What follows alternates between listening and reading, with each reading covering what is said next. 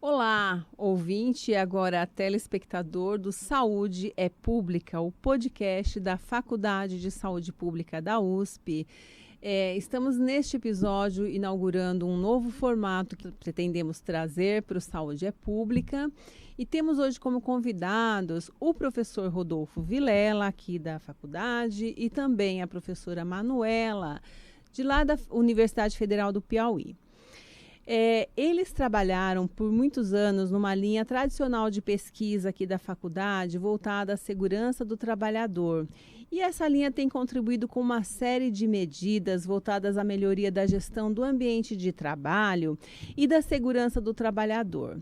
Enfim, foram diversos trabalhos publicados em livros e artigos que embasaram uma decisão muito importante e recente do Ministério Público, que foi justamente o resultado da ação civil pública que foi movida pelo Ministério Público do Trabalho, em que resultou em indenizações no valor de 4 milhões contra a CPTM pelos danos sofridos pelos trabalhadores, não é mesmo, professor? Mas quem vai contar um pouco mais sobre essa questão são os nossos convidados, o professor Rodolfo Vilela. Ele está aqui, vai se apresentar. A professora está conosco pelo Zoom e ela vai também se apresentar logo na sequência. Muito bem-vindos. Bom dia aos telespectadores aqui do Saúde é Pública. Meu nome é Rodolfo Vilela, eu sou professor sênior aqui da Faculdade de Saúde Pública e a gente atua nessa área há bastante tempo.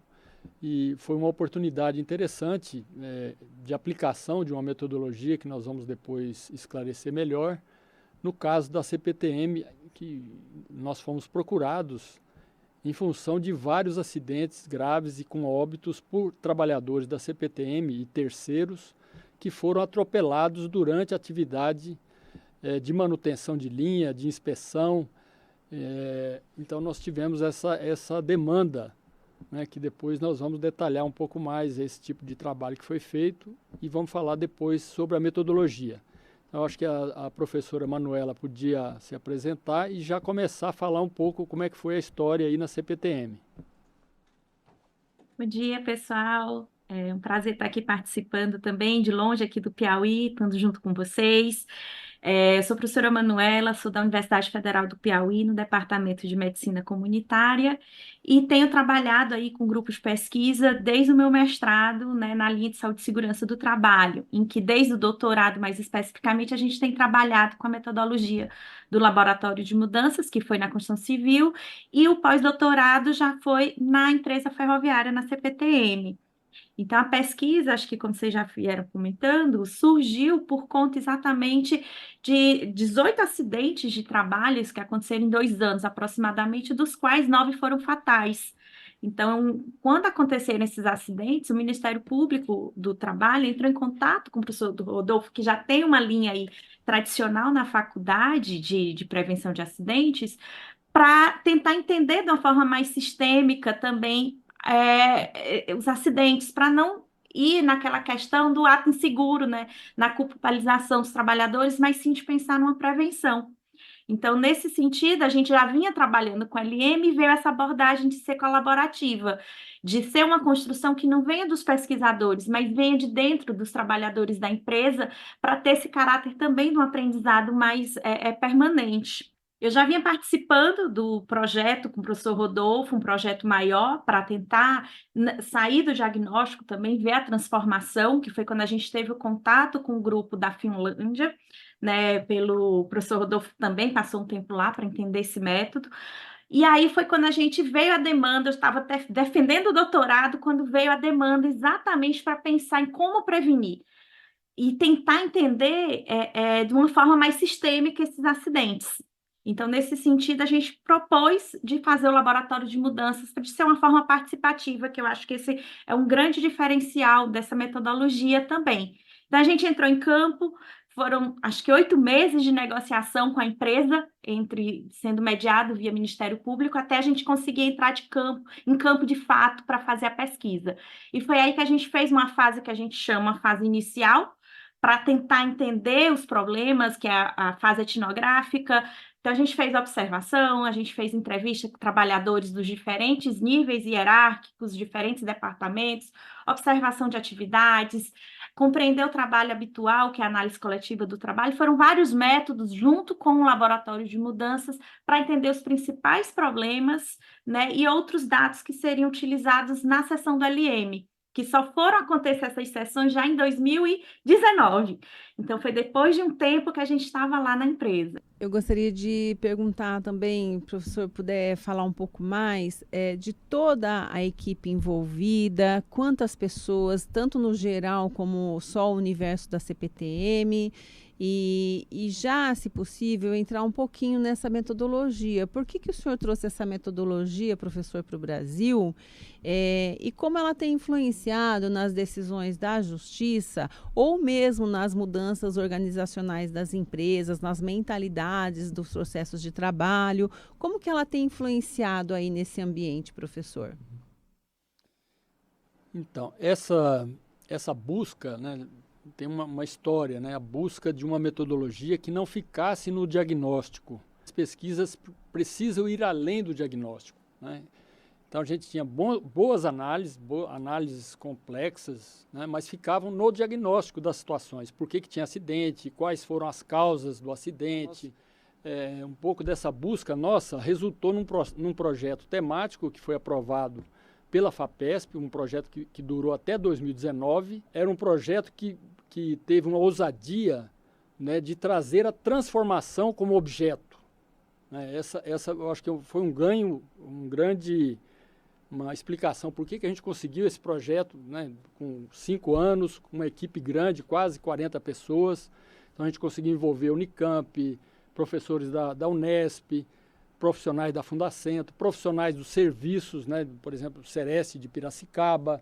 Então teve uma equipe grande em torno dessa questão do ambiente, processo de trabalho, para trazer enfrentar esse desafio da transformação dos processos de trabalho. Então foi um pouco essa ideia, e a gente fez várias pesquisas semelhantes à CPTM, né, em vários casos. Então, desde aeroporto, na construção civil, em hospitais, linha férrea, em várias situações, indústria metalúrgica. Então, a gente fez várias intervenções, pesquisas de transformação com essa metodologia. O que tem de diferente em relação às outras metodologias? Primeiro, quem faz o diagnóstico, quem propõe as soluções não são os pesquisadores, são as pessoas que são os participantes. Então, a gente coleta dados, né, foi o que a Manuela fez na CPTM, a Manuela junto com a nossa equipe, foi a campo, entrevistou pessoas. Então, a gente faz uma coleta etnográfica, uma coleta de base para entender aquele processo. E, entre esses dados, a gente seleciona o que a gente chama de dado espelho. Ou seja, são situações, problema que aquelas pessoas vivenciam, e a gente propicia um ambiente de debate sobre aqueles problemas. Então, isso é um diferencial enorme. Quem faz a conclusão não é o pesquisador. Então, a gente oferece o que a gente chama de dado espelho, porque a organização se vê naquele problema. Teve esse acidente. Por que ele aconteceu? Foi isso, isso, isso. Um tem uma explicação, outro tem outra explicação. A gente propicia um espaço de debate para que eles cheguem num diagnóstico. E esse diagnóstico não é só daquele momento. A gente vai buscar a história. Por que aqueles acidentes acontecem? Então, é um processo muito mais, tem uma base teórica profunda, ou seja, a gente vai buscar na situação o que está explicando aquele acidente e quais são as suas origens na história. Eu queria entender assim, você teve contato com essa metodologia na Universidade de Helsinki, não foi? No seu pós-doutorado.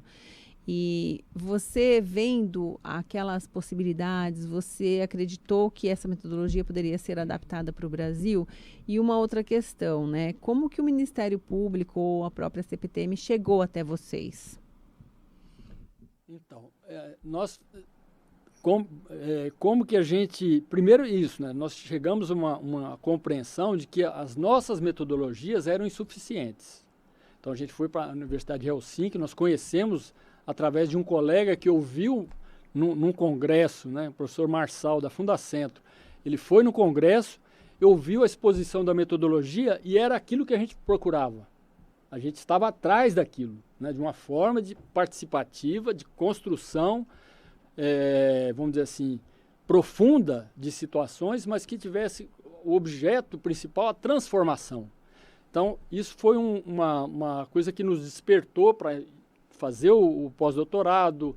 Várias pessoas foram para Helsinki, os professores de lá vieram para a Faculdade de Saúde Pública. O primeiro curso de laboratório de mudança foi feito aqui na faculdade em 2012. Né? Então a gente teve um certo pioneirismo em trazer essa metodologia para cá e começar a fomentar no Brasil, né, o conhecimento dessa metodologia e principalmente, vamos dizer assim, a adaptação, os ajustes socioculturais. A gente brinca que quando a gente traz uma coisa de fora, o país não vem junto. Né? Lá eles têm uma cultura participativa, lá as pessoas, o bom funcionário é aquele que fala, aqui é o contrário, é aquele que fica quieto, que aceita. Né? Então, esse ajuste, né, é um desafio enorme. Como fazer, né, até o termo, né, a palavra, e lá eles chamam de intervenção formativa. Né? O termo intervenção aqui, ele soa intervenção militar, intervenção, né, coisas que não tem nada a ver com o que a gente está falando. É uma transformação participativa.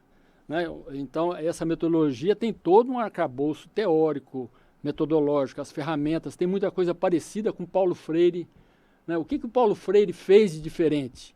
Né? Por que em 40 dias as pessoas eram analfabetas e passavam a ler e escrever? Porque fazia um pouco isso. O espelho, né? Olhar para a sua realidade, não é uma coisa de fora. Né? Não é alguém de fora que ensina. Né? É a pessoa que aprende, a pessoa ao enfrentar os seus problemas, ao conhecer os seus problemas, se interessar por esses problemas, ela aprende a ler, ela aprende a transformar. Então, o processo que eles chamam de aprendizado expansivo é um processo coletivo, onde as pessoas vão debater os problemas e transformar coletivamente os problemas. Então, é um processo muito avançado, do ponto de vista cultural, do ponto de vista civilizatório, porque é participativo, pressupõe a existência de democracia no ambiente de trabalho, que também não é da nossa cultura. Né? A gente vem da escravidão, nós vemos de um histórico muito diferente. Ao contrário, a gente imagina que a gente é um país, né, democrático, mas lá nas nossas raízes existem muitas coisas ainda reprimidas, né? E como foi que o Ministério chegou, então, nesse conhecimento do que vocês faziam aqui dentro da academia? Então, nós tivemos contatos com profissionais, através do Fórum Acidente de Trabalho, que é um espaço do grupo aqui junto à faculdade, nós vamos já completar o 100º encontro do Fórum Acidente de Trabalho nesse semestre.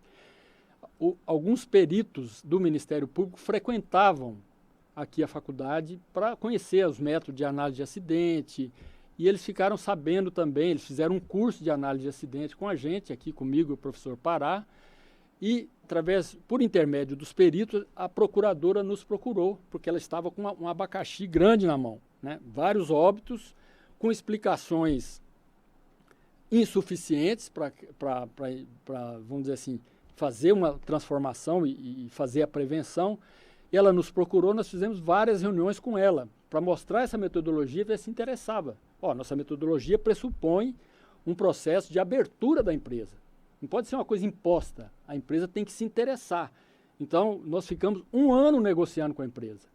Para ela entender um pouco isso, é como se fosse uma pena alternativa para a empresa. Vocês não vão ser multados, né, mas vocês vão ter que transformar usando essa metodologia. A empresa aceitou essa metodologia, né, entendeu um pouco. A gente fez oficinas lá dentro com os gestores, com vários trabalhadores, para explicar a metodologia. Antes de ir a campo, a gente fez uma explicação, né, fizemos um pouco essa mistura. Fomos a campo, mas depois nós precisamos fazer um processo, a gente chamou de uma oficina, para mostrar que essa metodologia era diferente, que eles tinham que ter uma relação diferente com a gente. concluindo desde esse trabalho inicial de vocês de conscientização e mostrar a metodologia, que agora culminou num grande sucesso. A companhia foi obrigada a tomar providências estruturais e organizacionais para tornar os seus processos mais seguros aos trabalhadores, aos seus próprios trabalhadores e aos terceirizados. Me parece que vocês conseguiram esses resultados em outras empresas também. Como que foi um pouquinho esse trabalho de campo e também contar um pouco de outros exemplos, de outras empresas que aconteceram? Só para falar um pouquinho mais da metodologia e aplicada ao caso, eu falei que a gente precisa entender a história, né? Entender a situação da empresa e a sua história. Então a gente começou, a partir do trabalho de campo, descobrir, né? E depois isso foi discutido com os trabalhadores, a existência de algumas contradições na empresa. Por que ajudava a explicar os acidentes? Eu vou só dar um exemplo, depois a Manuela pode complementar. Vocês imaginem que os trabalhadores precisam fazer várias intervenções na linha onde passa o trem. A linha de trem, o que é? São linhas férreas em cima de dormentes de madeira ou de concreto, que os trabalhadores precisam checar se tem trinca, se tem abaulamento na linha. Tem risco, inclusive, do vagão descarrilhar. Ou seja, não é só um risco ao trabalhador, é um risco à população usuária, que é quase 3 milhões, eu não lembro agora de cabeça, por dia. Né? O metrô tem mais de 3 milhões, a CPTM está bem perto disso. Né? Então, a intervenção que eles têm que fazer na linha, a atividade de inspeção de trinca, abaulamento, troca de dormente.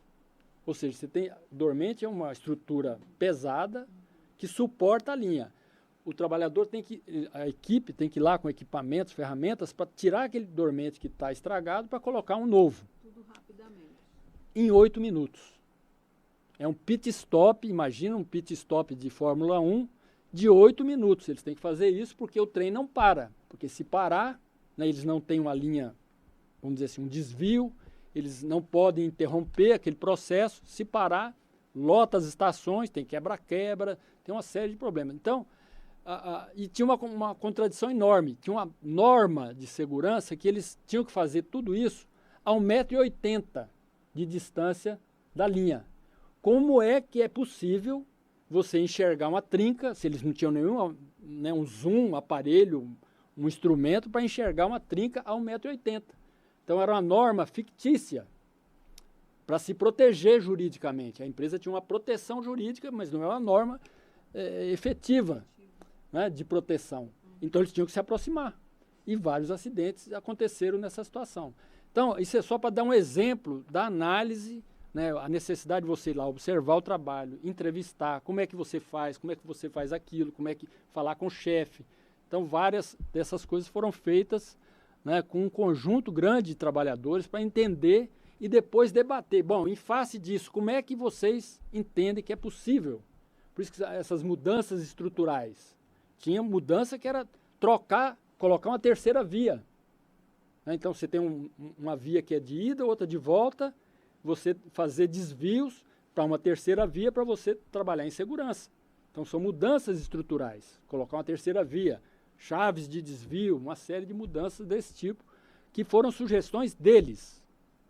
Né? Que, ao final, depois a Manuela conta mais um pouquinho. Foi um campo bem desafiador, né? Porque quando a gente entrou ali na empresa, a gente vê a complexidade da empresa. Então, são vários departamentos, né? E de um setor muito específico, o setor ferroviário. Então, assim, era um conhecimento que a gente precisou realmente se detalhar, se debruçar ali, conversando com diferentes trabalhadores. Então, nesse sentido, a gente teve algumas hipóteses, mas eu acho que o ponto forte da pesquisa foi quando chegou nas sessões do laboratório de mudanças, que é exatamente essa construção que vem de dentro, porque é uma percepção que eu tive, que várias discussões que a gente foi tendo, os trabalhadores enriqueceram de tal forma nossas análises, e eu acho que esse é um ponto muito positivo quando a gente pensa nesse tipo de metodologia também. Então, por exemplo, isso quando o professor Rodolfo colocou da inspeção, foi algo que foi bastante discutido e com trabalhadores de diferentes departamentos, são as diferentes vozes do sistema, que eu acho que esse é um ponto também que a gente tem que pontuar aí da metodologia. a gente tem que ouvir as diferentes perspectivas e a história, porque antes eles tinham 24 minutos para troca de fazer uma inspeção entre entre um trem circulando e outro, e de repente reduziu para 8 minutos. Então, 24 minutos eles conseguiam fazer um trabalho na via com mais calma, com mais tranquilidade, digamos assim, com mais segurança. 8 minutos é muito rápido para fazer tudo isso. Então, uma coisa que a gente viu foi um desenvolvimento assíncrono, como a gente colocou, do departamento de operação e o departamento de manutenção. O departamento de manutenção também, conforme colocado pelos participantes, teve uma redução de trabalhadores. Então, a gente pode imaginar a intensificação de trabalho que havia ali na via. Então, foram essas contradições que foram sendo discutidas, a questão também da comunidade. Alguns pontos eles tinham dificuldade de fazer o trabalho de manutenção porque era uma área um pouco mais perigosa. Então, eles tinham que fazer uma negociação. Uma das propostas colocadas pelos trabalhadores também, se a gente está pensando dessa forma sistêmica, é um trabalho de social, com a polícia militar envolvendo, exatamente para tentar ver como é que pode pensar numa segurança. Então, foram vários pontos colocados, entendendo também historicamente possíveis barreiras, são aspectos mais técnicos, mas algo que pudesse, por exemplo, prever a aproximação de um trem. Isso ajudaria nesse processo também de segurança daqueles trabalhadores. Então, foram várias propostas que vieram dos próprios trabalhadores, que eu acho que vale a pena colocar a participação. Eles tiveram uma participação, um envolvimento muito grande. Então, a gente, enquanto pesquisador, ofertamos estímulos, e eu acho que a construção veio de dentro, nesse sentido. A gente fez uma mediação, pode-se dizer, do processo. Acho que esse é um ponto da metodologia. Eu gostaria de perguntar assim, a gente viu que um êxito foi chegar a essa indenização, a essa sentença e tudo mais. Mas será que essa cultura, essa mudança continuou? Depois, será que haverão outros trabalhos de avaliação, de mudança de mentalidade, de todo esse processo que vocês conseguiram, pelo menos, brotar uma sementinha lá dentro? Ou não só dessa empresa, nós estamos falando apenas de uma empresa, estamos falando de uma metodologia que está funcionando em algumas empresas. Então, assim, como que é o pós depois de tudo isso, né? Como que é essa avaliação? Será que continua depois? E eu queria já entrar um pouco depois no trabalho de outras empresas. Não vamos falar aqui apenas de uma empresa, né, professor? Sim. Então, esse caso, na verdade, não foi um caso de sucesso do ponto de vista da metodologia. Ao contrário, porque nós construímos, né, depois dessa negociação, um termo de cooperação. Não era para multar ninguém, não era para gerar uma ação civil pública, era para gerar prevenção. Então, o acordo que foi feito, né, de construção dessas soluções, desse aprendizado interno, né, era um processo que ia nessa direção. Ao final, né, por essas razões culturais, né, nós tentamos várias vezes falar com a presidência da empresa, para ir fazendo essa devolução. Está acontecendo isso, está avançando, os trabalhadores estão se animando, as propostas vão vindo nessa direção. Nós não tivemos acesso à alta direção da empresa. E aí o que aconteceu? Houve um bloqueio, né? Tinha uma reunião, inclusive, marcada com a presidência. Quem ia falar as propostas não eram os pesquisadores, eram os trabalhadores que participaram. Eles iam levar as propostas, levar toda a construção coletiva, que foi lá, tinha engenheiros, chefe de departamento, vários setores, do setor de controle operacional, do setor de manutenção, do setor de operação, de estações. Então, era um grupo multissetorial dentro da empresa, estimulado por nós, pela pesquisa. E a ideia era que eles levassem para a presidência. A gente tentou isso várias vezes, aí tivemos uma reunião, estava tudo certo. Os trabalhadores chegaram a bater na porta lá, falando, nós viemos aqui para isso. Eles falaram, não, infelizmente e tal, não vai dar, falamos só nós. E aí veio a negativa em seguida, falando, não, imagina, a empresa já faz tudo isso é coisa da pesquisa, isso é coisa da teoria, deram um monte de desculpa. Por isso que eles foram penalizados nesse valor de 4 milhões. Não o valor em si por conta da pesquisa. A base teórica, prática, né, dos resultados foi feita durante 5 anos para chegar num processo preventivo. E a empresa fechou as portas. Aí a procuradora entrou com a ação civil pública e ganhou, né? Ela teve um sucesso, vamos dizer assim, na ação civil pública. Chegou nesse valor de uma indenização de danos morais coletivos, não é indenização para pessoas, para trabalhador A, B ou C, danos morais coletivos, ou seja, esse dinheiro vai para o Estado brasileiro para fazer prevenção, para fazer outras coisas, né? Então, a gente não sabe, assim, a gente tem uma certeza, né, de que as pessoas que participaram, que acreditaram, né, que elas aprenderam bastante e criou um ambiente coletivo de debate muito interessante. Agora, se foi incorporado pela alta gestão, a nossa impressão é que não, né? Não houve um aprendizado organizacional que a gente esperava. Então, isso foi um aprendizado para nós também, da pesquisa, porque esse envolvimento da gestão teria que ser feito desde o começo. Nós tentamos, mas ficou discutindo com o jurídico, não com a alta direção. Nós discutimos com alguns setores da empresa que a gente achou que eles estavam convencidos daquilo. E no fim a gente viu que não era bem isso. Então a gente teve uma surpresa desagradável no final.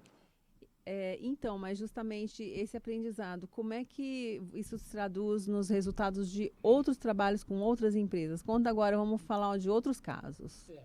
Então, isso foi um aprendizado que a gente tentou refletir bastante dentro do grupo e começamos, então, a fazer, desde o processo inicial, um processo de negociação.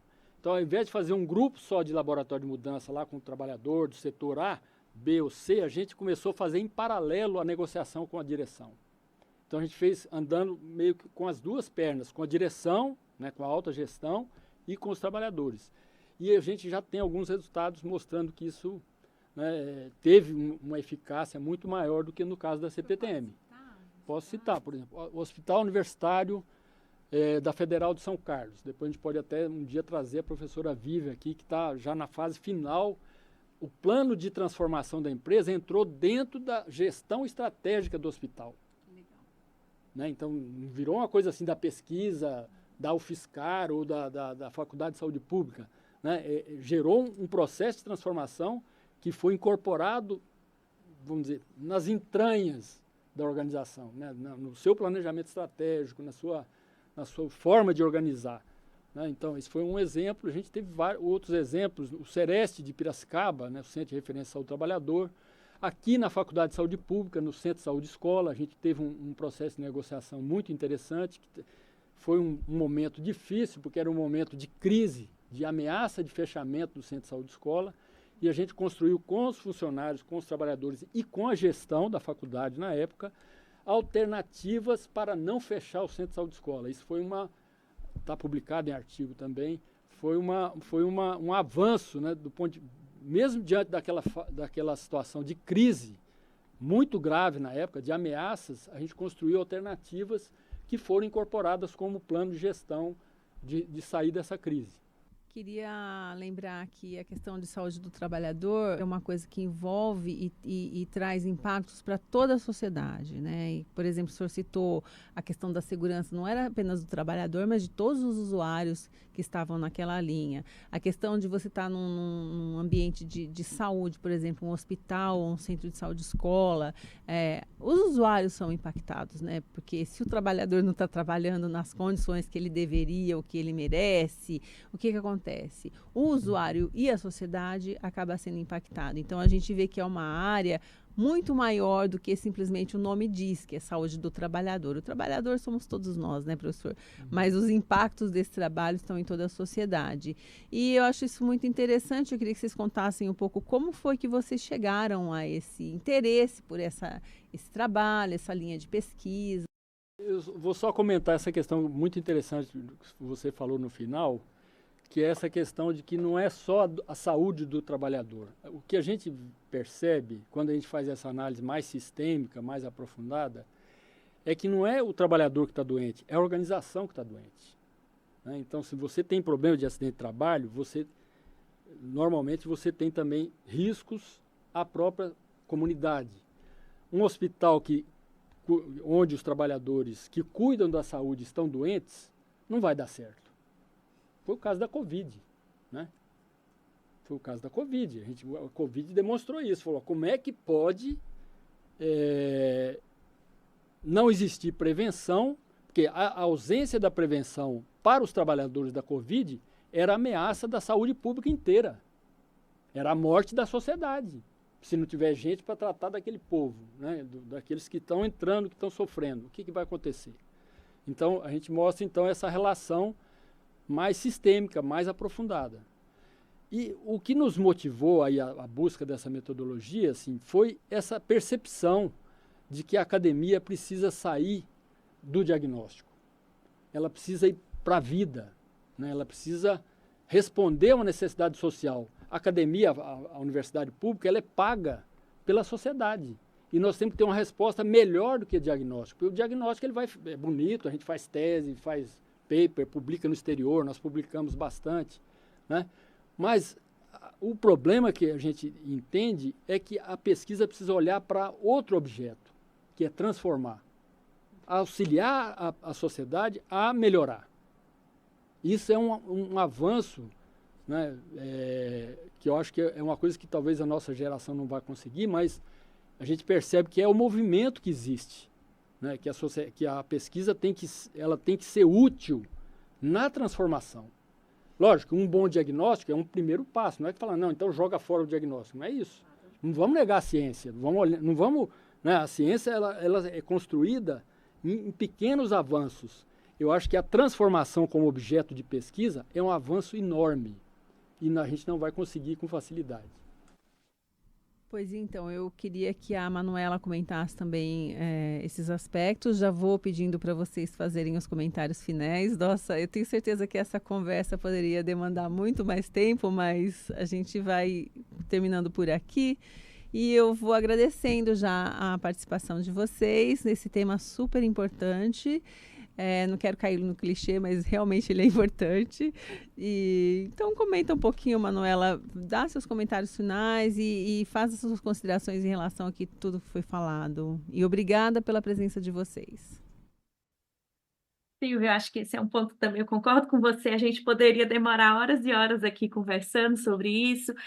Eu acho que o Rodolfo, nessa fala final, trouxe um aspecto que é importante, a academia trabalhar junto também com a sociedade para as necessidades sociais, que eu acho que aí vem essa transformação, só que eu só queria pontuar que a transformação às vezes demora um pouquinho, também é um processo que às vezes a gente também é pressionado, mas que nesse sentido, por exemplo, dos laboratórios de mudança, eu gosto muito do exemplo do Sereste de Piracicaba, foi um processo que a gente iniciou em 2012, mais ou menos, e ainda hoje a gente está tendo processos de transformações relacionados à vigilância ampliada de acidentes de trabalho. Então, assim, foi provocado por um laboratório de mudanças que a gente ainda hoje vai vendo esse resultado. O que eu vejo com muitos bons olhos nesse sentido, a potência que a metodologia tem. Então, no caso da empresa ferroviária, também foi um processo que a gente encerrou, digamos, a coleta em 2019 e agora, recentemente, saiu essa decisão. Então, é um processo que, às vezes, não é o tempo da academia, mas que eu acho que vale a pena o investimento nesse sentido, pela potência que a gente tem das questões sociais que, às vezes, estão envolvidas. Então, assim, eu queria agradecer a oportunidade de estar aqui participando, trazendo um pouquinho sobre esse método tão complexo, que eu acho que é interessante, e lembrando que a gente está usando na área de saúde e segurança do trabalho, mas é um método que pode ser usado em diferentes atividades também, tá? Então, agradecer aqui vocês pela oportunidade e acho que é isso. Uma coisa que a gente aprendeu também, Manuela e Silvia, é que essa mudança depende de uma coisa que a gente chama de demanda. Quem sentiu, quem procurou a faculdade não foi a empresa, foi o Ministério Público. Então a demanda interna, né, ela estava escondida, ela não estava explícita. Porque a demanda não é só falar, nós temos um problema. Nós temos um problema e nós queremos resolver esse problema. Então essa demanda na Finlândia é muito diferente. Eles procuram a universidade diretamente, sem mediação do Ministério Público. Eles procuram diretamente. É uma metodologia já mais conhecida, é um processo democrático, socialmente, né, já tem uma cultura democrática maior, que aqui a gente encontra muito mais dificuldade. Então, se a gente pensa em transformação, a transformação começa com a demanda. Né? Aqui na faculdade, nós fomos procurados, o Centro de Saúde Escola nos procurou. A diretora da faculdade falou, ó, nós temos um problema no Centro de Saúde Escola. Vocês nos ajudam? Aí a gente foi lá, conversou, não precisou do Ministério Público, de uma denúncia, né? Então foi um processo mais espontâneo, mais construído internamente. Isso é uma diferença, faz uma diferença enorme. Mesma coisa o hospital lá, o HU, lá em São Carlos. Tinha uma demanda originária da organização. A direção, né, um setor da empresa, do HU, procurou a federal lá de São Carlos, que participava da nossa pesquisa, do grupo de pesquisa, né, e a gente foi construindo essa demanda, esse problema, começamos esse processo, né, essa negociação. Então, isso é um desafio que tem a ver com a nossa realidade social. Né? Será que as pessoas querem enfrentar os problemas? Ou querem esconder os problemas? Isso também muito que é a oportunidade, né, de despertar um pouco, de levantar essas questões para, eu acho que a gente criar espaços de debate, de difusão, que é uma metodologia ainda muito incipiente. A gente tem disciplina aqui na pós-graduação, né, estamos tentando, esse grupo é muito ativo, a gente fez um segundo projeto temático com a França, né, também construindo outras possibilidades de articulação. Então a gente tem um grupo aí com muita força de vontade, muita gente jovem, igual a Manuela. E realmente o que o senhor colocou, essa questão de mudança de cultura, de mentalidade, faz parte de um processo mesmo interno das organizações e principalmente das pessoas. Muito obrigada pelos participantes e pelos que estiveram com a gente.